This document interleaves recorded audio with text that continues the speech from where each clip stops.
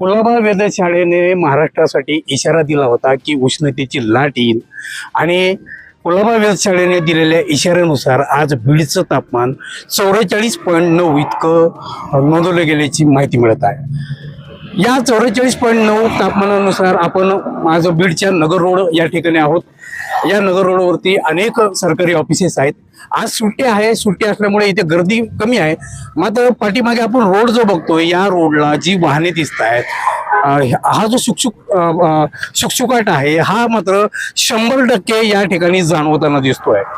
44.9 हे तापमान मागच्या 2 दिवसापूर्वी या ठिकाणी म्हणजे बीड शहरामध्ये किंवा बीड जिल्ह्यामध्ये 40, 41 ते 43 पर्यंत इतकं तापमान रोज जात होतं।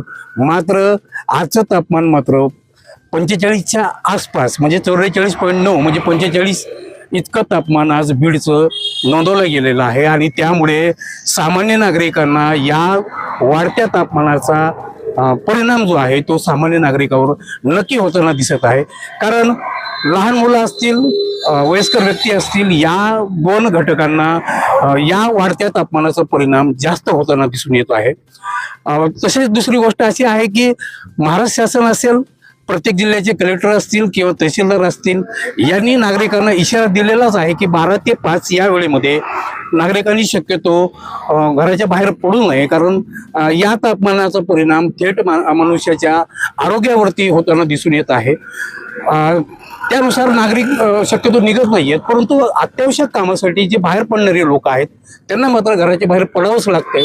परंतु आजचं जे 44.9 इतकं तापमान नोंदवलं गेलेलं आहे त्यानुसार आपण हा बीड ते मुंबई किंवा अहमदनगर किंवा अहिल्यानगर हा रोड आहे, या रोडवरती प्रचंड प्रमाणामध्ये शुकशुकाट आपल्याला बघायला मिळतो आहे।